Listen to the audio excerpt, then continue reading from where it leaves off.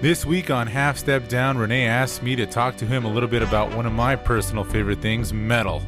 And much like the wrestling episode, we were underprepared and we just went for it. But you know what? That's the kind of quality you expect from the Half Step Down podcast. But you know what you can expect? To find some cool stuff on halfstepdownpod.com. It is really late and I'm recording this, but that's okay. I want to get this out of the way because I got a lot of stuff to do. You go to that website, you're going to find links to everything, all our episodes, our social media. Social media like Instagram and Twitter. You can follow us at halfstepdownpod. You can check out links to our Spotify playlists. They're in the descriptions of each episode, and you'll see little previews of it on our Instagram stories. Anyway, this is just fun to talk about metal. I know Renee doesn't really like metal, but it was just kind of a fun conversation to have, and hopefully you enjoyed too. So without any further ado, let's just go ahead and start the episode. Half Step Down starts now.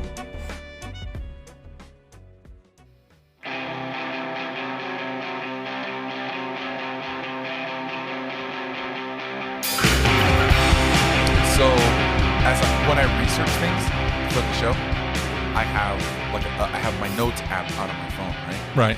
And before I print it out, I'll copy and I'll paste it to like a doc, and then I'll, make it bigger and print it all out, right? As you see here. Yeah. Now, I was copying and pasting, and when I printed it out, I saw something at the top here. I never wrote this down.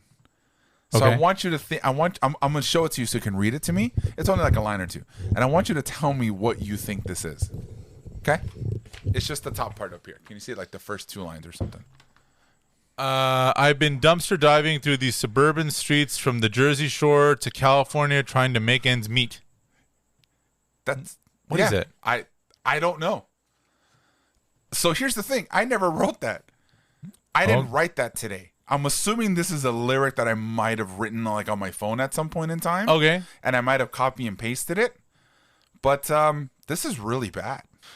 That's not a good lyric. I don't know where that's from. That's Seinfeld. I Googled it and it doesn't pop up, which means I must have written. You must have written Globes of Flame.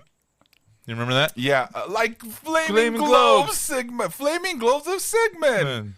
That's not funny. No, that's not funny at all. So, I hope if the audience is listening to this and they steal that line, they give me credit for it. Like in the liner notes. Well, this will be released and then it'll be like a copyright. Oh, that's true. Right? I think so. I don't know. So. Copyright Half Step Down 2021. There it is. On that note, welcome everyone to Half Step Down. That's so bad.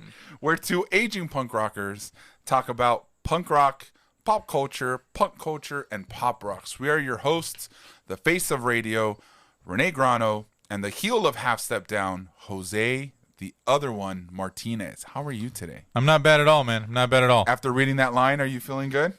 Because we've been dumpster diving from the Jersey Shore to California.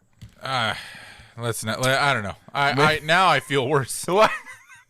Is it worse than the pro wrestling episode? No, nothing is worse than the pro wrestling. Can I just say I'm still a little mentally exhausted from that? I'm still trying to figure out what to do. Okay.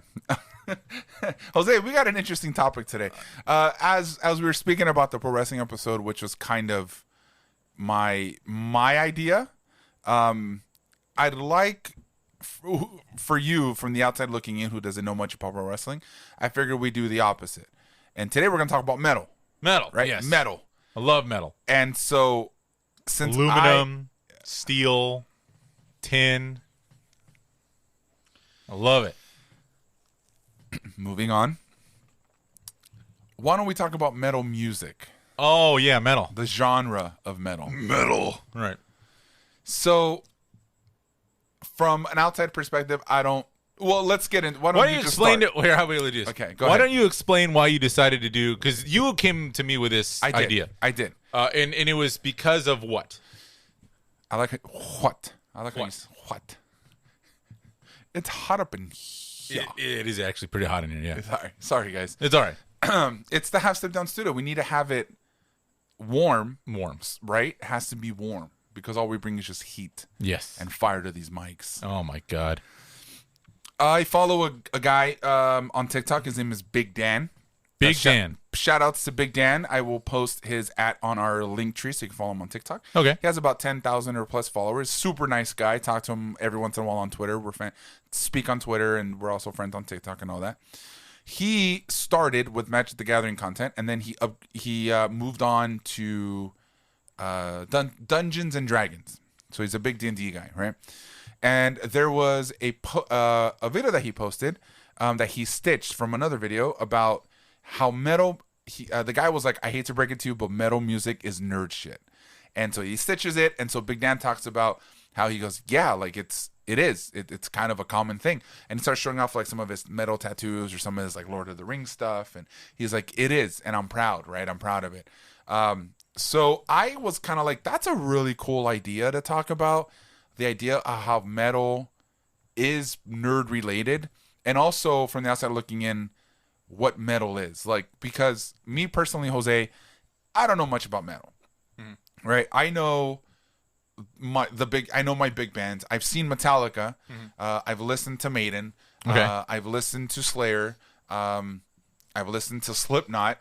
Like I kind of have my idea of what like big bands are, but I've never really dove or chunky dunked into the. You like that? You like how I said that? I don't know what a chunky dunk is. So you know how people go skinny dipping? Uh-huh. Well, because I'm so big, I call it chunky dunking. Okay. Yeah. All right, I'll allow that. Thank you. So I've never chunky dunked into the large pool of metal music. Okay. So I was kind of curious if you can give me some information on that. Maybe we can talk a little about the metal stuff and just go from there. Okay, so your boy is right. Mm-hmm. We'll start there. Metal tends to be very nerdy in terms of just the subject matter for a lot of the bands. Yeah. It really all depends. But like to give you a good primer for people that don't know what metal is, earliest metal is stuff like Black Sabbath, Deep Purple, things like that, and that's just basically the blues but heavier. Mm-hmm. It's distorted. Sometimes a little faster, sometimes a little slower, just distorted guitars and heavy drums. Like early Led Zeppelin would be considered like the beginnings of metal. Sometimes like high-pitched vocals. As it starts to like progress, then you start to get into like the 80s. That's when you start to see stuff like you got the big four of thrash, Metallica, Anthrax, Slayer, all that stuff. You got like AC/DC, which is kind of into like metal or hard rock. The thing about metal is that it's kind of encompasses a lot of subgenres that make it kind of confusing, but it's all kind of like where you're willing to step in and how far you're willing to go. Because metal does also go to the crazy extremes of like death metal, black metal, like war metal is a thing I've heard. Power metal is a thing. Yeah. So it goes all the way. Progressive metal, right? From what I understand. Progressive metal. I mean, all sorts of stuff. So it really just depends on what you're into and whatnot. But like the example I think about when people talk about nerdy shit in metal is Led Zeppelin has many songs that are about Lord of the Rings, right? Over the Mountain Far Away, I think is about Tom Bombadil. Like it's all over that stuff. Even stuff like Slayer and stuff like, Haunting the Chapel, all that stuff. It's like ghosts and shit. It's nerdy shit. It's like fantasy shit. Iron Maiden for sure, man. There are songs that are basically about books. They've got songs about Dune, The Wicker Man. Rime of the Ancient Mariner is an epic poem. They wrote a song about it. It's like 15 minutes. So yeah, metal is nerd shit for sure. Is Zeppelin considered metal though? I would say that Zeppelin is considered early metal. Yeah. Okay. Very, very early. Okay. Interesting. John Bonham is basically like credited with kind of creating what that metal drum sound is going to be, and everything just kind of progressed from there. But in terms of like modern metal, that's kind of up for debate, man. That's kind of crazy. You know what I mean? Yeah. It's really interesting to me that I've listened to Zeppelin, AC/DC. Did I say ATDT? I don't know what I said. No, you said there. AC/DC. Oh, did I? Okay, because I felt like I kind of lisped a little bit. All right, Zeppelin, AC/DC, Sabbath, Maiden. Like but it's never really a thing that I I look for. Like, for example, us being punk rockers, like that's always music that I tend to gravitate towards. Now, that's not to say that I don't respect it, because I do like it, right? But I mean, I have to be like in a specific mood to listen to things like that, right? But it's also interesting to me from the outside looking in, like by not just like the nerd culture, but the fact that these musicians are like some of the best, like technically sounding musicians I've ever seen. Like, it is amazing to see those guys rock. And it's like different time signatures, different melodies. They go higher into the it's like these scales are from one scale to the next. I had some friends growing up in high school. We were in like garage bands and stuff. There was a guy I was in a hardcore band with, but he was also singing for like this metal band, and I used to go and hang and like drop him off and stuff, and I'd go hang out at his practices. Dude, these guys are amazing. And we were like maybe 15, 16 years old. I was like, dude, you guys rock. Like, oh my gosh, this is so cool. And that really interested me into wanting to get better. But then I just caught myself always playing punk rock. Not to say that punk rock isn't, intricate in its own right, I guess you can say. It's just pretty simply intricate, I guess, if that's a word. I mean, the reality is there are very few punk songs that are going to have like a 2-minute guitar solo in it. Yeah. You know what I mean? Yeah. Whereas like, I like to think like Iron Maiden, right? One of their biggest songs, one of my favorite songs is The Trooper, right? Yeah. I don't think The Trooper has a chorus. I don't think so. It doesn't. Yeah. It just has that riff. Yeah. So it's got that killer riff, and then it'll just do some crazy solo. The other guitar player will switch and do their crazy solo. He'll sing the next verse. Where the chorus will be just the main riff. So metal kind of does that, right? Mm-hmm. You think of like Van Halen, which is probably as pop as metal gets. Because you got to remember, in the 80s, there was a lot of pop metal, right? Yeah. Like hair metal. You had hair metal. Hair metal. But that was basically just pop music. Or, like you had Poison and like even Motley Crue, Whitesnake, all that shit. But like Van Halen was probably the most famous. But fucking Eddie Van Halen, like, he revolutionized the guitar, right? Like, yeah. You listen to Eruption, you're like, holy shit, right? Yeah. The fucking guy was fucking crazy. Yeah. But I understand, like, looking at it, it can be... I can understand looking at it and, like, not wanting to get into it because it's kind of cringe at some point. Sometimes metal just tries too hard. Okay. I could see people looking into that. Yeah. I think one of the reasons I gravitated more towards punk... I have a soft spot for metal. Metal was, like, my first love. Like, Metallica was the first band that I was, like, obsessed with. Yeah. But I think it just kind of depends on the kind of person you are. I still have, like, a deep love for it. Like, I put it on all the time. Like, those songs really get me going. But I think I gravitated more towards the punk stuff just because it seemed more based in reality, right? Punk basically talked about social issues, whereas maybe metal would do it, but not in the same way that punk did, right? Like, you're never going to hear a metal song that's calling out Reagan, right? Yeah. It's so funny because when I think of, like, political bands, like, does it get any better / worse than Propagandhi? Were you ever into Propagandhi? Yeah. Yeah. Mm-hmm.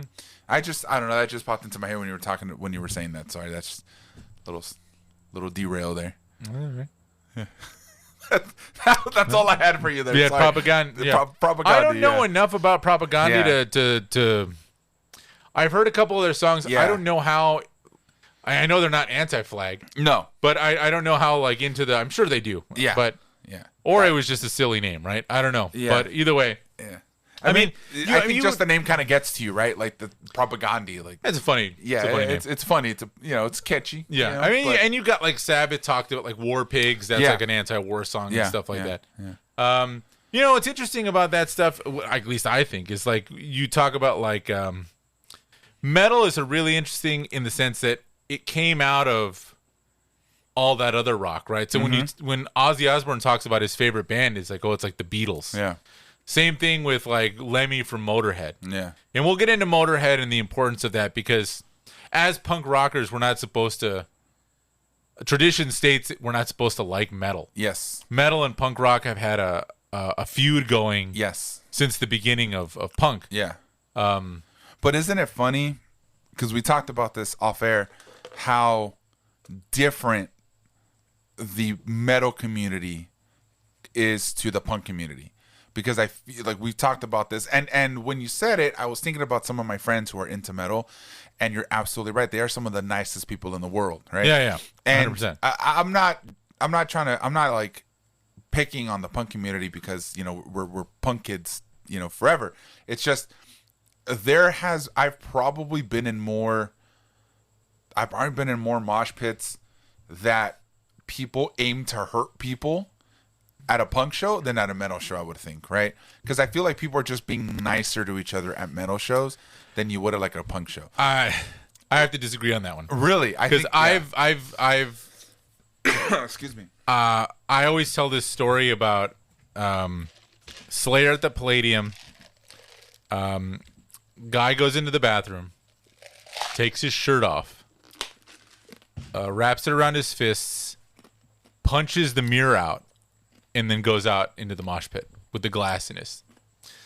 I've been at backyard metal shows where guys are just swinging chains around. Now, after the show is over, they're very nice. But, like, being in a Slayer mosh pit is rough. Why is that though? What do you gain? Because the music is just so much more extreme, right? Yeah, it's just more aggressive. It just so much. I mean, you take the fastest whatever punk song, right? Like for me, I go ape shit for Suburban Home when the Descendants play. Yeah, and that's awesome. But when Angel of Death comes on at a fucking Slayer show, it's fucking insane.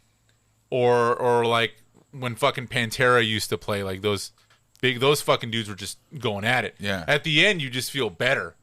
Now, granted, Slayer has these types of fans. Like, there's that famous like the Slayer Live DVD where the person is carving Slayer into their arm. Mm-hmm. So like it's just like a different thing. Slayer, in my opinion, of the big four thrash metal bands, which are like Metallica, Megadeth, Anthrax, and Slayer. Slayer is the last. They're like the gatekeepers to the more extreme metal. Okay. If you can listen to the album Rain and Blood and think this sounds like music, then you would probably be okay listening. You're heading towards the next tier. Then you can of be metal. like, all right, I can listen to Cannibal Corpse, or I can listen to Deicide, or I can listen. It just goes on and on. I think there's like one or two Cannibal Corpse songs that I can listen to. And I remember, fucking love Cannibal Corpse. Yeah, there's like one or two songs that I've been able to listen to. I don't know why though. It's just something I think one of it was because it was an Ace Ventura, and then from there I just listened to like another track. I was like, oh, that's cool. Yeah, and that's one of those things. Like I understand why people don't like it because it just sounds like noise. Okay, so here's the question. Here's the question for you then. Why do you like Cannibal Corpse? Like, what entices you to listen to what some people who aren't in the scene would be like, that just sounds like noise? I think it's because it's so extreme. Like if you listen to like Hammer Smashed Face, right? Yeah. It from a drumming standpoint, as a drummer, to blast beat for so long, right, is just impressive. Like you blast beat in like that precision. Yeah. Even though like there's a trick to it. Okay. There's a trick to it so you don't get tired. Sure. But to keep that kind of precision for the bass player, the guitar player to just be kind of chugging at that speed, and then for I think the lead singer's name is like Corpse Grinder, for him to sing in that register for so long, it's just beautiful and like brilliant. Yeah. And for them to like go up there and be like, okay, we're gonna sing a song called Hammer Smash Face, and then the next song we have is Fucked with a Knife, and then I'm gonna finish with I Come Blood. Yeah. Like those are, I'm not making those are the names of Cannibal Corpse songs, right? Yeah. Eaten Back to Life, like just crazy shit. And I just listen to it and I go, it's so extreme and like crazy that I don't know what it is. I just like it. It just, it's fucking, maybe there's like a funniness to it. Yeah. Or like from an ironic. Catch yourself laughing, or you're just like, or because you know how there's times where you're so astounded by something that you laugh because it's so awesome. I don't think it's a laugh thing. Yeah. I think it's more of like a childlike fascination with that. Yeah. Because the reality is like people tend to be kind of fascinated with death, Yeah, of course. and to go in that direction with like death metal, and write a whole song about ripping someone open, or you know, like I Come Blood, or like fuck, you know, all that stuff, Hammer Smash Face, like it's just kind of like interesting to watch and to hear, and just like indulge that part of your brain. Yeah. Which is, I think, why you were saying that they talk about how when you listen to metal, it de-stresses you, Yeah, right? you literally 'Cause just I was about to get to that point, but go ahead. We'll talk because about it's more on it's a release for Yes. those really weird thoughts that you have. that. So you mentioned earlier about I have a really interesting restroom story, because it's at a bar. Since there's no bathtubs, it's a restroom, right? But we'll get that. We'll You get call it a bathroom. We'll get into that in a little bit. It's a restroom. You call it a bathroom. It's a restroom. call There's it a no bathroom. bathtub, so there's a restroom. You call it a bathroom. So I lost my train of thought because you derailed the story again, Jose. Well, I know how that feels like, because you derail my stories all the time with your dumbass facts. It's called a bathroom. So there was.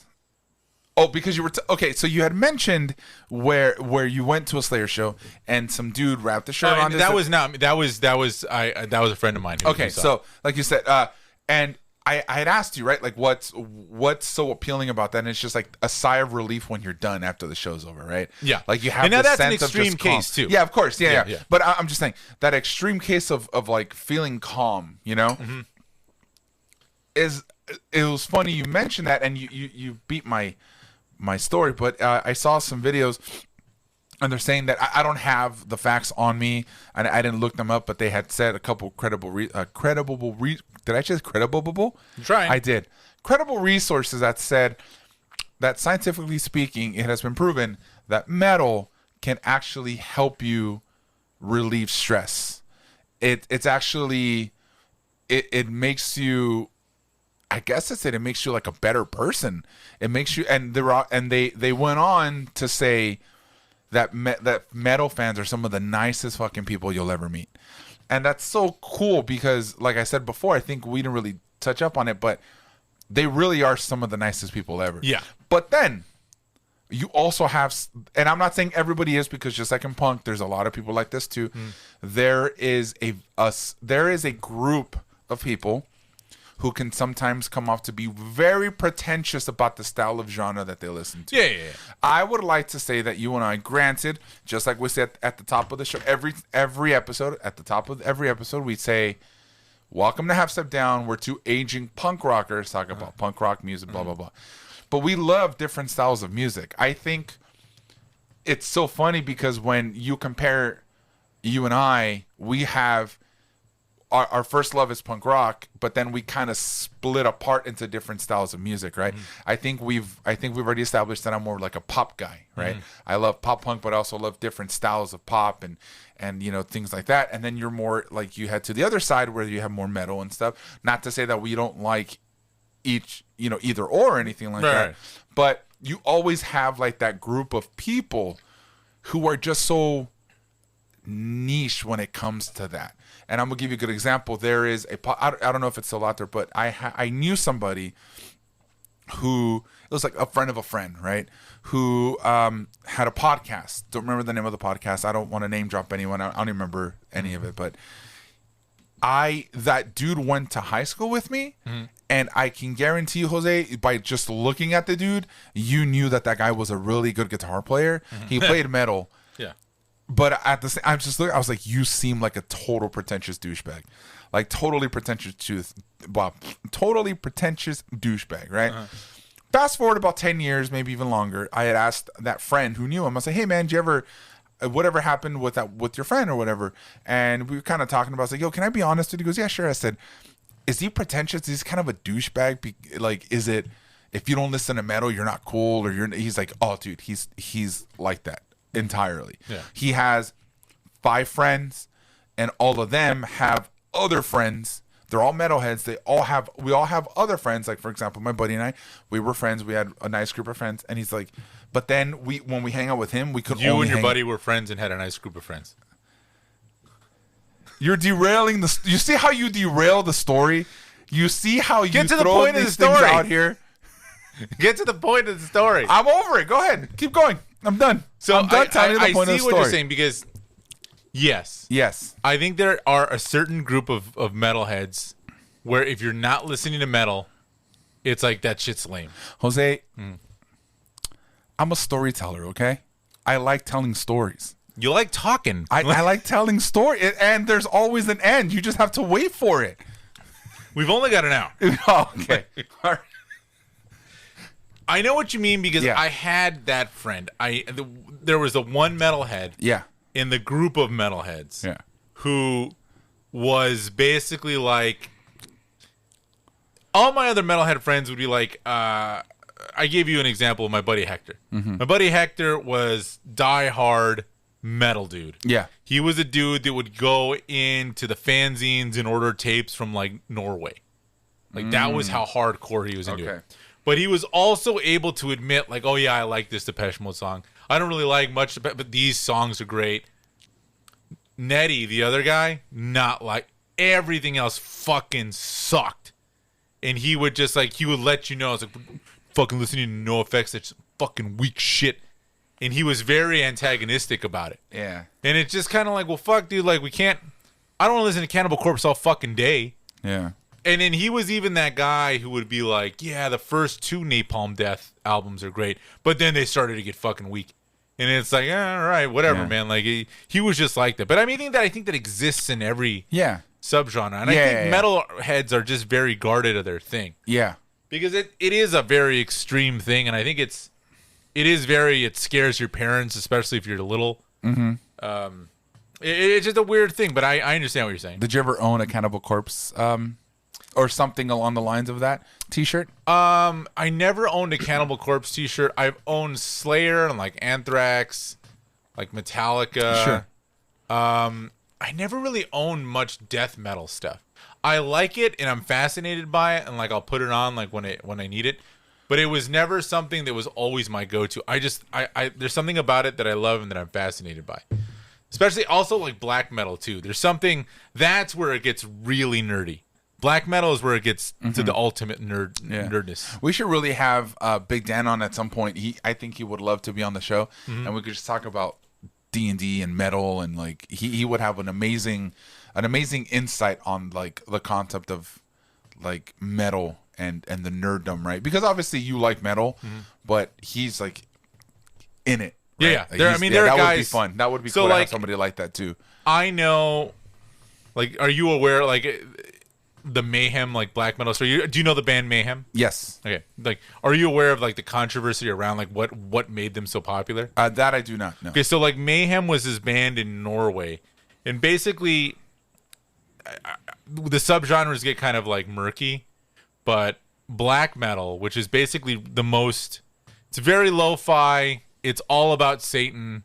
Those are like when you see the metalheads with the black face, like the white faces with the black eyes, like the face paint.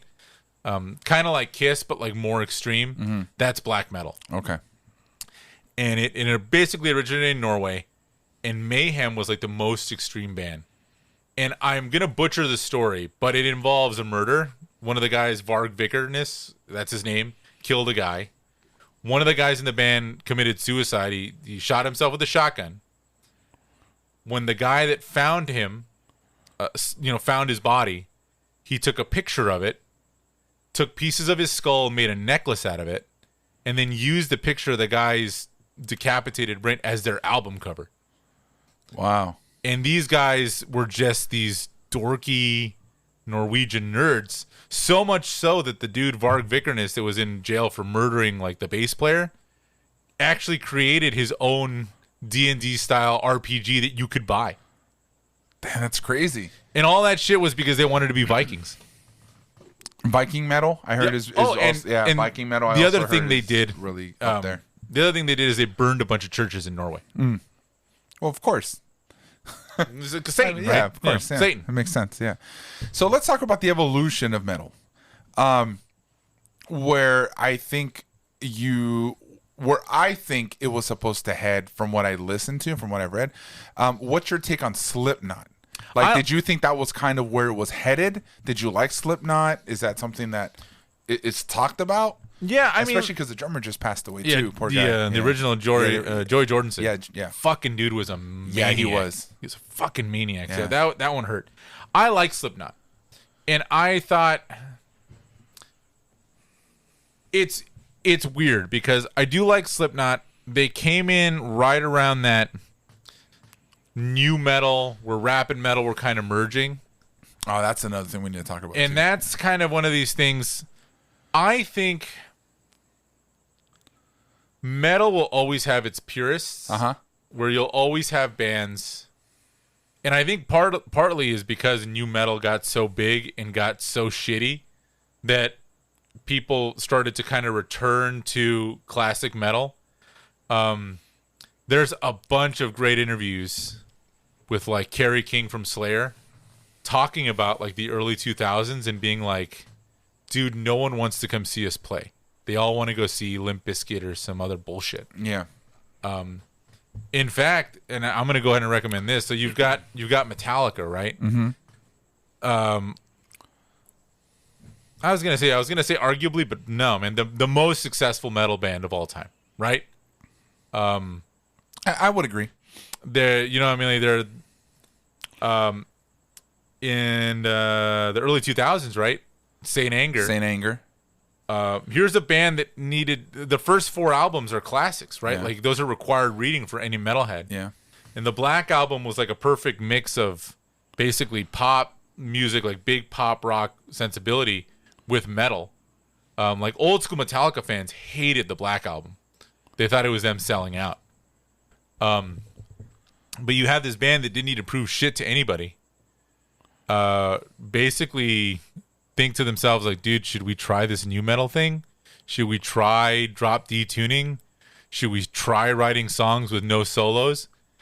And you listen to that record, it sounds like a man having a midlife crisis. And if you watch that documentary, that's exactly what's happening. Yeah. There's this great scene where like Kurt Hammett, their guitar player, he's like, I want to put in a solo, and then like Bob Rock, the producer's like, I don't think metal has solos in it anymore. And then he's like, well, what are we fucking doing? Are we doing what everyone else is doing, or are we going to do what I want to do? Because he's like, dude, I just want to play a solo. I want to use my wah pedal. Which is the biggest criticism of Kirk Hammett, is that all he does is use his wah pedal. Wah wah. That's dude, and he uses it fucking all the time. Yeah. One more time? I didn't catch that.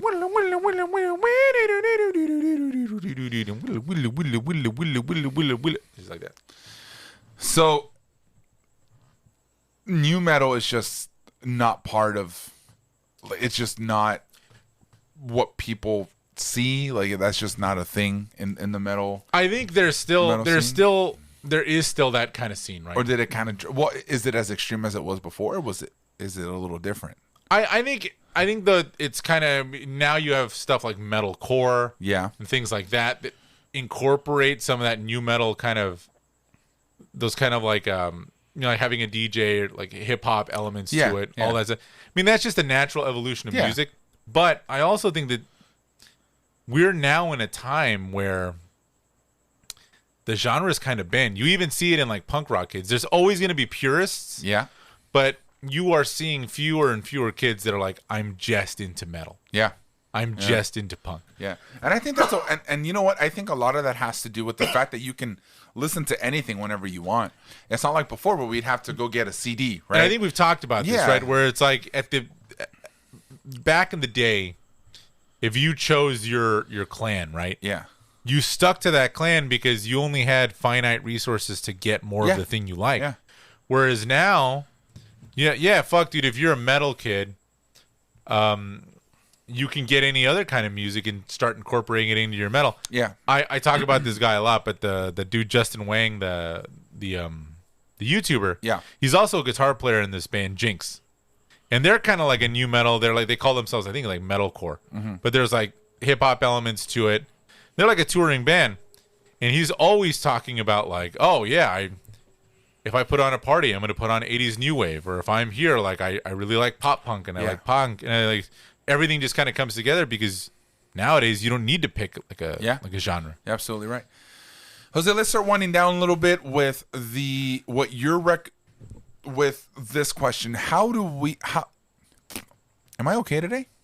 I don't know, man. We're doing the best we can. Yeah, I think we're a little wound up, but we're supposed to be winding down. That's true. That's true. So, for the audience who doesn't see this, Jose gives me these looks. He's just like, "You're terrible at this." We're bad at it. It's okay though. It's okay. So, what are your recommendations for someone? Let's just say me. Mm-hmm. If I said, Jose, I want to listen to metal. I want to see how far I can go. I want to see what I like. Where do I start? Besides like the first 4 Metallica records, right? Kill 'Em All, Ride the Lightning, Master of Puppets, and Injustice for All, right? Besides those 4, if you can, let's just say you can get through those 4, right? Because I think we talked about this before. You said, okay, listen to these 4, and if you like these, then we'll keep going. Let's just say I already listened to that, and I enjoy them. What's the next step? I mean, here's what it comes down to. If you're a punk rock kid, there is one band that bridges the gap between punk and metal. Yeah. What band is that? I'm just asking. I don't know. You said, yeah. What band would you think it is? Oh, what band would I think it is? What band would it be that bridges the gap between punk and metal? So when an old school punk and an old school metalhead, and they want to listen to, there's one band that unifies the two. I'll give you a hint. They're no longer around. And I hope they never come back, because if they ever replace the guy, that would be a fucking sin. Misfits? Motorhead. Motorhead. When they talk about it, and you see, like, Scott Ian from Anthrax has said this. He goes, you have the old school metal, Judas Priest, Sabbath, all that stuff, AC/DC, and then the new school metal was faster. Like Anthrax, that thrash metal was faster. When people ask him, why do you play faster? Because even like James Hetfield would talk about like early Metallica shows, they used to think they were a punk band. Yeah. Because they used to play so fast. Yeah. And he says the thing that bridged that gap was Motorhead. Motorhead took the heaviness of metal but gave the speed of like punk and some of that aesthetic and went forward. And Lemmy from Motorhead and Joey Ramone were like super good friends. And Motorhead even wrote a song called Ramones, Ramonas, like to honor the Ramones. Like that's how big a fan he was of the Ramones. So if you're going to bridge that gap, I would say Motorhead is a way to go. And if you want to listen to like newer stuff, like The Sword is really a great band. Mutoid Man is another band that's fairly new that came out in the last 10 years. But there's just a lot of stuff that you can get into. So you would say maybe Motorhead. Motorhead's great. Maybe the first 4 from Metallica. Maybe even the Black Album would be pretty interesting too, just because it's kind of like the evolution of what they thought Metallica was. I'm gonna say direction. What I would say is if you want to get into metal and see how far you can take it. Yeah. Rain and Blood is the one where it's like, okay, if you like that, then you're going to the next level. Then you can try some of the other stuff. Okay. Then you can start getting into like Morbid Angel. Sure. Then you can start getting into, if you're not into like Cannibal Corpse or anything like that, like you can just kind of stay in that. Okay. That kind of range. But interesting. Like Anthrax is great, like all that stuff. Yeah, interesting. Was there, I remember Megadeth. The Megadeth. Do you remember the movie Airheads? Yes. Okay. Do you remember? It was Lemmy was in that movie. Yes. There was a couple other ones too. Who else was in that movie? Because in the part where they find out that he was a nerd, right? And he goes, "I was the editor of the school magazine," but there was couple other singers or members of different metal bands that were in that movie. So I'll pull it up because I want to see. Because I know it was Lemmy. Lemmy, I know for sure was in for sure. And there was, I think, 2 or 3 other cameos there. I don't remember who though. Let's see. We had Michael Richards was in that movie. Michael Richards was in that movie. That's right. God, poor Michael Richards. That's Seinfeld fame. Oh my God. It's kind of like Christopher Eccleston when he's like, I'm only doing 1 season of Doctor Who, guys. He's like, well, I don't want to be typecasted. Bro, that's who you are. Right. 1 season, that's what you might as well embrace it. So you had the band Galactic Cowboys under the name Sons of Thunder. You had Mike Judge, and you had White Zombie. Is that what it was? Okay. So White Zombie is another good, but and this is again like the genre people, but they're more of an industrial band from what I understand. Oh, okay. So it's like, but there's a lot of metal elements into it, right? So Yeah. it's a weird kind of genre, man, but it's Yeah. something I love. Yeah. That's awesome. I enjoyed this episode. Fairly. Wow, fairly. This is a weird one. This is a weird one. They're always weird, Jose. Yeah, we gotta get better about writing. We gotta get better about writing. Yeah, I think We do. so. Yeah. But it was fun, though. I'm You never gotta saying admit, these are fun. I'm never. Yeah, lots of things are Well, fun. here's the thing, Jose. I wrote a lot 2 weeks ago, and it just came out terrible. So Here's what there's I think think. Fine line, I think, between writing a lot and then not hardly writing it. I didn't say we need to get better at writing a lot. I said we need to get better at writing as a whole. So okay. writing as a whole involves writing, editing, Yeah, and then kind of getting back to that. yeah. But I think that's what people enjoy. I think people want to hear us talk, and that's what we do. Yeah, and apparently I talk a lot. Yeah, you do. Yeah. Look, Look, you do. I'm a storyteller, dude. I feel you. I'm a storyteller. Don't interrupt me when I'm telling you a story. You know what? I have not put much in the pocket, but I did watch something Okay. just in the last 2 days. Oh, this is the wind down. We're I into think the we're going. wind I down. think we're going in the wind down. Entering the wind down, where we talk about topics, news, and headlines that interest us that have to do with the nerd communities.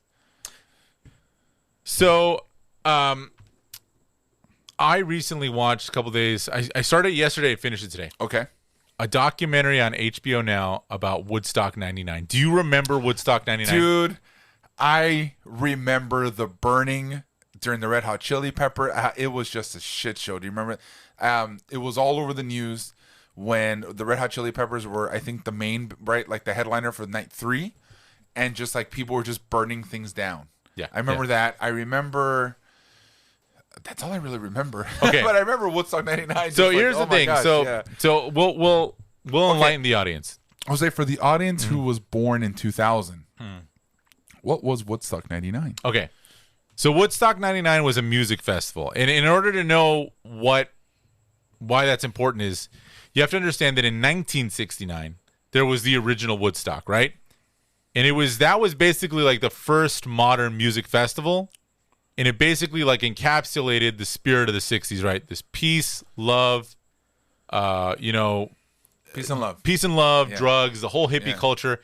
And you had like legendary performances by like Jimi Hendrix, Santana, the Doors. It was like crazy music festival. Did you think we were gonna have one in 19? I thought we were. Did we not? So they were supposed to. They were Okay. supposed to do a 50th anniversary, but it fell through. Okay.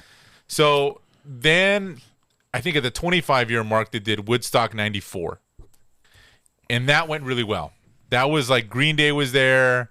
It was like a really muddy, like summer, but it was a basically peace, love again. Well, in 99, they had Woodstock 99, obviously. To commemorate 30 years of Woodstock. Commemorate 30 years. And 3 days. Was it 4 3 or 3? days. 3 days. I remember going to my friend's house because my friend sprung for the preview. Not the preview, the pay-per-view. Oh, that's right. Because it was on pay-per-view. That's right. You're Yeah. right. Yeah. And I remember All 3 days were on paper. all 3 days you could watch it. Yeah. And basically this fucking thing turned into a nightmare. And I didn't remember how big of a nightmare it was. I just And remember the burning. The That's burning. it, yeah. I remember the burning, Yeah. and I remember seeing a behind the music a while back where they talked about how like Limp Bizkit basically started a riot. Yeah. But it was, if you get a chance to watch this, it's interesting as fuck because it shows you how far we've come As a society. as a society from like 99. Yeah. From even 94 to 99. Dude, even from 90, because like, dude, all these, like, so here's this one scene that like really stuck with me. Okay, so DMX performed at Woodstock '99. Okay, he has a song called "My N-Word." Yeah. I'm not gonna say it. We all know what I'm trying to say. Uh-huh. Okay, and he performs it at Woodstock '99. Right, there's like 300,000 people. Right, and basically he'll say a verse, and in the song, the callback, like the chorus, is "My N-Word," right? He does this at Woodstock '99. It is a sea of white people. Yeah. And it is just like all of them are screaming that word. Like you can tell it's like for the first time, it's like I can say this out loud in front of it. And it was louder than him. Wow. And I just remember like watching that going like, oh shit, like this is going to be a problem. Oh my like, God. Yeah. And then they had the whole like another great, like there's so many like funny moments. Like when you're talking about the Red Hot Chili Peppers, the promoter for Woodstock 99 comes out because the fires are going. And he talks to Anthony Kiedis. He goes, hey, look, man, you need to calm this crowd down, man, because they're burning shit down. So what does Anthony Kiedis do? He comes out and they start playing "Let Me Stand Next to Your Fire" by fucking Jimi Hendrix. Yeah. They talk about like fucking. They would tell like fucking, hey, Fred Durst, you need to calm this fucking crowd down, dude, because they're fucking hot. Water was like $4 in 1999 money. Like there Which was is like $10 now. yeah, it was just a fucking disaster. And fucking Fred Durst gets out there and just starts saying, fuck that shit, break everything. I like that you're surfing on that plywood. And it was just a fucking disaster. Yeah. But if you get a chance, man, watch that shit. Because imagine seeing Kid Rock at fucking Woodstock 99. Singing Ball with the Ball. Oh, my fucking God. Oh, jeez. Do you see all that there too, huh? Dude, when you rewatch it now and like looking at it from the lens of like modern times, you're like, holy shit, man! Like that was fucking debauchery, man. Yeah. Like, and then any fucking woman that was there, like, I feel fucking terrible, man, because there's fucking dudes who were just being fucking savages out there, man. It was fucking terrible. But I gotta have to watch that. That's on HBO Max. Yeah, it's fucking very interesting, man. Cause it's like, damn, man, I don't remember. I'm gonna have to watch that tonight. I remember that because somebody had brought up Entourage again. And I'm like, oh, dude, the early 2000s, man. What a fucking weird time. Yeah. That's, dude, that's, you think it would be different now? It has to be, right? I think this generation's definitely calmed down. I think they've definitely calmed down. And I don't think, so one of the things they talked about a lot was like, I don't think they would ever book shows like that. So like Saturday night, the last 3 bands to go on were Limp Bizkit, Rage Against the Machine, and then Metallica. Oh yeah, you wouldn't do that now. Like you wouldn't do that for a crowd of like 300,000 people or whatever, who are all fucking hot and sweaty and just fucking just no water. You would separate them, right? You would separate them. And then they were talking. There's like, only one stage at Woodstock. There were two. Okay. There were 2, but like the main stage is where they would be, right? Yeah. And then they were talking about how like, oh, this was kind of put together at random, but like one person's like, I noticed there's only one female artist per day. Huh. So it was like they had like Jewel play on Sunday, Alanis Morissette play Saturday. Like, why only one? Like on each day if it was random, right? At that time, was it was there a lot of female artists, like big female artists then as there are now? Yeah. Okay. Yeah, totally. Well, I mean, because when I think of like the late 90s, I think of Jewel, Alanis Morissette, and Sinead O'Connor wasn't there anymore. I mean, regardless, right? Because you're talking about the big name bands at the end of the day, right? So there's plenty of like band like Lush was big in the late 90s. Kitty. Yeah, there's a lot of stuff you could have on. Yeah. But it's also like, there's no way you would end a festival with like, oh yeah, everybody calm down, here's Limp Bizkit. Oh, everyone calm down, here's Rage Against the Machine. Yeah. Everyone calm down, here's Metallica, right? And then I didn't realize that the last band to play before they ended it? It was Red Hot Chili Peppers. No, one more band went on after them. Oh, really? They still did that, huh? Yeah. Who was it? Megadeth. Huh. And they ended with Peace Sells, but who's buying? Which I thought was fucking clever. Yeah. That was an interesting time. Dude, the night we need to do an episode on the late 90s new metal and what that was like. What it was like being alive in that time. The TRL wars days. That would be between great. They talked a little bit about that too, the war between the boy bands and the new metal bands.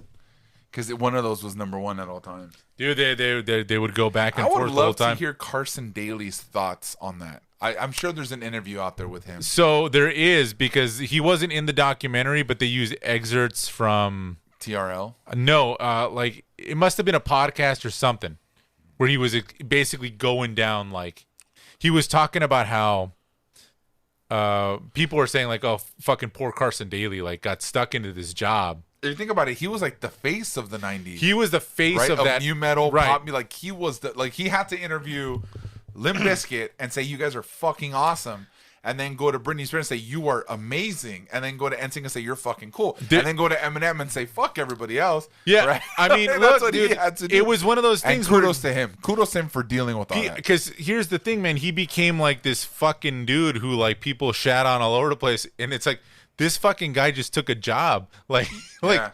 And it was the nails. Yeah, and he was talking about. He goes, "This would never happen again, right?" But it's like, dude, like that TRL time was like the only time you would have a show where, yeah, they showed a picture. It was fucking, I think it was one of the dudes from Korn, Jennifer Lopez, and like some Backstreet, like, and they were all on because it's like, what else were you supposed to fucking do, right? It was a weird fucking time. That's crazy. What were you listening to in the late 90s? Were you anti-pop? In 98, I got into Korn like big time. They were the first band I liked that they weren't playing on the radio yet. Yeah. And then in 99, what was that album? Follow the Leader. When they blew up, I went to the first Family Values tour, and I was really into that. And then I want to say the end of my freshman year, so 2000, is when I started kind of really switching over to punk rock because someone let me borrow Punk and Drublic. And I'm like, oh fuck, this is rad. No effects. And then sophomore year I got Milo Goes to College. And when I got that, it was over. And then did you feel like you became a snob for a few years? I don't think I became a snob because I was never the guy who was like, I was never the guy who was like, that sucks. I feel like you shit on Issues, the album Issues by Korn, because again, you're a few years older than I am. Mm-hmm. So when you were leaving high school or in high school, I was in middle school, and Korn was a big deal to us. Yeah, I remember you loved Korn too. I loved Korn, right? And you're the reason I loved Korn. Yeah. But when Issues came on, like Follow the Leader and Issues came out, to me that was like, this is awesome. Like, I love this. And then you said listen to the first one on Life is Peachy, and I'm like, I don't like this as much as I do these, because it was a totally different sound. Yeah. And then as I got older, I was like, well, the first two are just better now, right? Mm-hmm. But I remember, I kind of felt like you were like, Issues is terrible. Like, I don't think you ever like blatantly told me don't listen to Issues because it's terrible, but you can definitely tell that you were not an Issues guy. At that point, you're just like, I'm done. Because at that point, when I started, because on top of getting into like more punk stuff, that was also around this. I always put this out there. The first two Metallica albums I ever bought were Load and Reload. Okay, I didn't know about Ride the Lightning or whatever, so it was in freshman year. It's when it started to kind of fuck with my perception of what metal was. Because it was like when I was a freshman going into high school, it was like Korn, Limp Bizkit. My punk friends were starting to introduce it to me. But then my metal friends were like, oh, if you like metal, here's Ride the Lightning. My buddy Steve, our friend Steve, let me borrow Ride the Lightning. And I'm like, holy shit. Who was a avid listener of the show. Shout out, Steve. Appreciate it. And I'm like, holy shit, this is Metallica? Like, I didn't know this is what Metallica was. Yeah. This is way better. Yeah. And then kind of going from there, it was like, oh, I kind of Korn fell out of favor because it's like, I kind of like all this other stuff better. And for whatever reason, Jonathan Davis scatting just lost its luster. Let's see if I can do it. Ready? Yeah, do it. Did I do it? It was pretty close. Okay, thank you. I'll try my hardest for the next one. Now those records hold a place in my heart because it's just like fucking A. Like what a fucking weird time. Yeah. I listened to Issues. I tried to a couple songs. And I was like, I can't.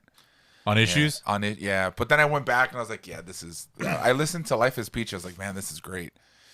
Yeah, that was awesome. So before we go, since I want to throw one thing out there, this is a shout out to my friend Arthur Tober.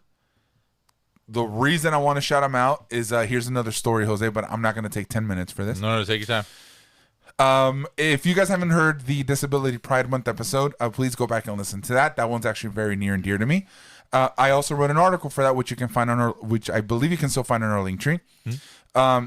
At the bottom of the article, I give shout outs to a bunch of my friends, a bunch of local game stores, a couple people like at Frankentons, stuff that like people who have helped me throughout getting back into playing Magic with my disability, right? Being differently abled. Okay. And while I was writing it, I asked Shay to look over it. And I was like, can you look this over? Because I'm shouting out our friends.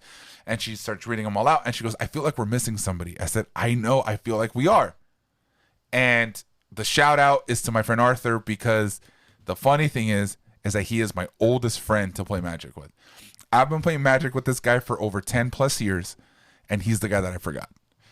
And I told him, and he talked to me about it. And he goes, why am I not in this article? I was like, dude, I knew I forgot somebody. You know, you always forget one thing, right, Jose? Right. So what better than writing you in an article than giving you a shout out on the show?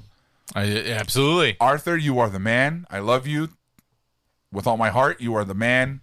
Said that twice. With all my heart. I said it again. I'm going to go get the papers. Loves you. Get the papers. You are the man. You are the man. And shout out to you, Arthur Tober. I love you. You are the man. He loves you.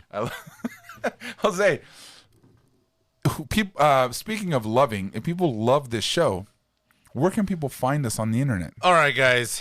Your one-stop half-step down shop. I feel like you say that, like you sigh as if you're like, I'm so glad this is over. It's hot in here. Oh, sorry. Go ahead. Go ahead. And I've been up. Yeah, you're right. I'm This sorry. at work. Yeah. All right. Your one-stop half-step down shop is halfstepdownpod.com. It's our website. Go there. Everything's there. Our social media posts, blog posts, episodes. It's right there. If you are on social media, you can follow us at halfstepdownpod. We're on Instagram and Twitter.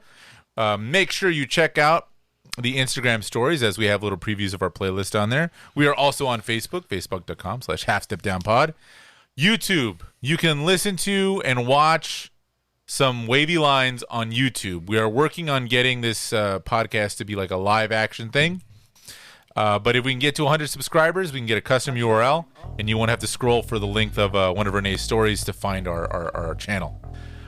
Make sure you check out the Spotify playlist. We're updating it all the time. If you like what you hear, please rate and review us on Apple Podcasts, wherever you get your podcasts, and help spread the word with the hashtag HalfStepDownPod, and use the hashtag Road to 100 so we can get to 100 subscribers. And coming this fall, Half Step Down Radio will be back on TitanRadio.org, but we don't know what day just yet. It'll probably be on a Thursday. Aha, Thursday. Wait with the camera. All right. I'm recording this so people can see it on Twitter. Oh, there you go. Is that going to work? No, that's fine. Yeah, so they can see an inside look on at our studio. Yeah, I look like shit. It's okay. So do I. All right, everybody. This was so much fun. Jose, thank you so much for being here as always. And we'll catch you guys next week. Take care, everyone. See ya. Yeah, give it up for this guy. I promise you guys. Just so we're all clear, that was not like a real song. Okay. I made that up.